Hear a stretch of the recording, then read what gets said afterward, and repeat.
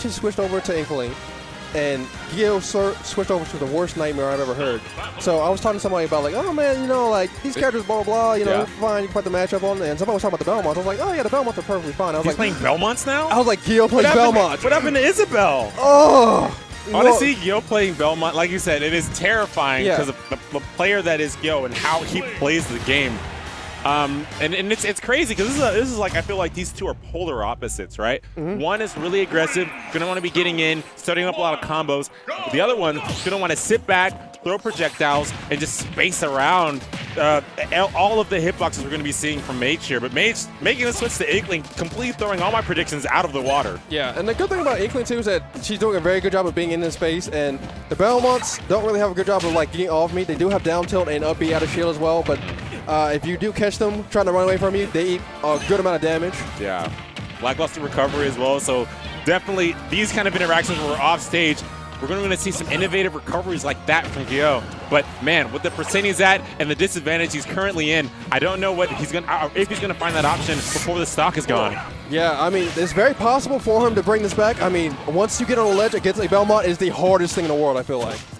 Okay. All right. Great spacing there with the forward tilt. Sets up the cross, tries to set up the projectile game, but great maneuvering around there from Mage. Yeah, but he still is stuck in the corner. Oh, that'll be early! And that's sad. That's one of those situations where we saw Gio get into autopilot, because if he had stayed there and waited for an option from Mage, that was a charged forward smash. Yeah, that was 100% death, but oh, yeah. It actually killed. Okay, but we'll see that set up a lot from the Belmonts, right? They'll throw their holy water on the ledge, and I haven't seen anyone DI out of it yet. But it sets up perfectly into the forward smash. Yeah, it sets perfectly into a forward smash, F tilt, everything. And this is the part where it gets so hard. Like, what do you do? What do you do to get in? Like I said, here's going to set up that wall. He's going to try to keep him out. The polar opposites here in characters. And he was so, maybe a forward smash would have been the better option there. Yeah. Gets it down here to back air, I think that was. And right now, let the power of Christ compel you. Yeah, right.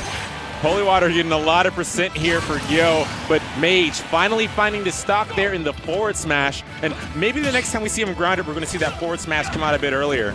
Yeah, and I think at that point, when you see that up smash kind of whiff like that, or not whiff, just kind of something that weird angle where they fully connect, he's got to be like, all right, I got to use up smash. Because I think when you're grounded, like I don't know if it's, I know the hit sends them in a certain direction beforehand, so like the first hit of that forward smash may have weakened the second hit of that up smash, the knockback of it. Yeah, this character is still going through some things. Okay, forward smash? Yes, perfect. And it doesn't matter how hard you mash. It is, once you're at 100 plus, you're not getting out of that. I've mashed my heart out, and you cannot get out of that move. Mashing in general in this game has received a gigantic nerf. It's a lot harder. Love the early up special there to get back to the stage. Yeah, Mage is doing a great job of just adding pressure on him. So far, I mean, granted, Gil's been doing a good job of like keeping away game, but it feels like whenever Mage gets in, he does a lot of damage. Oh, my man gets yeeted! I love that. So I love that so much. I love how Gil just changed up everything, right? You never really see the Belmonts, and you normally saw Gil in those first two stocks, throwing in projectiles, running around, keeping his ground, especially when we had Mage off the ledge. There, he changed it up, and he went for the grab both times after throwing one projectile. Great adaptation from Gil. Yeah, I mean, shield is still a very good option, and grab is still a very good option as well. So it's a good idea to mix it up. That axe hits so hard. Mage has great control of this left side, misses the second up air, but finds the forward air, has him off the stage now. Slap bomb continuing the combo, but he misses the up smash. Oh my god, and this is, look, and every second you give a Belmont a chance to live, it gets scarier and scarier. Exactly, look, he gets that forward tilt. Time to set up the projectile game. Gio spacing around these hitboxes from Mage. Mage trying to find the way in, but the cross leads into the back air, and another cross from Gio off the stage now. What's Gio's option at the ledge? Forward tilt! Oh my god, he's getting so scary. How do you get off the ledge? To the forward tilt again. The second stock that's gotten to that exact combo on the ledge. Gio played out of his mind that last stock. Let the power of Christ compel you. Goodness gracious, kids, go to church right now, because if you don't, the Belmonts will take you to church. Dang, my man's showing up at your door with the Bible. Golly. Jehovah's Witness style right now. Have you heard of my good friend, the Whip? Because you're about to hear about him, I guarantee you that. Hot damn, my man Gio brought that back. Let's see if Mage has the proper retaliation here, because he's going to need it. Right, and we kind of saw like we saw both sides to that game, right? We talked about the Inkling being super quick, being able to get in, get around the projectiles, and start dealing damage to the Belmonts. But then we also saw the projectile game and just the spacing from Gyo, just keeping and walling Mage up that entire game also.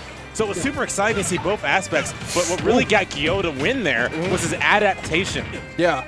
I feel like the main adaptation there was that he wasn't getting too much out of his ledge traps, and then he just started like connecting off of just like any type of hit that he got. He started treating it like he was like a snake, for example. Yeah. So whenever Snake gets a grenade hit, he immediately, I'm going to do back here, I'm going to do up here. And that's what Gyo was doing. He's going to die right now anyway. God, that move is just... Yeah, he's stuck. He just can't get out. Oh my God. But he's going to get some damage for his trouble for that holy water. See if he can get on the ledge here. Yep, and the angle down forward smash there. You're going to see that a lot for people who are afraid to get up or neutral get up into that holy water. Yeah, like at a certain point during that whole ledge trap, you do have to pick an option because they will abuse you. And that was a very good nod from Gyo. He didn't use that last game too, actually. Right, something I like to see a bit from Mage is that you can contest the cross hitbox. You can hit it with a forward air, or you can just shield it, right? I want to see him kind of try to maneuver a bit more around these projectiles, especially at these low percents when we see them starting up a lot for Gyo. Yeah, also a very important point too as well. If you see them throw an axe and you're still grounded, that move is hella negative. Like you on whiff, you can punch the hell out of that. Yeah, the axe is super laggy, but boy does it hurt when it connects.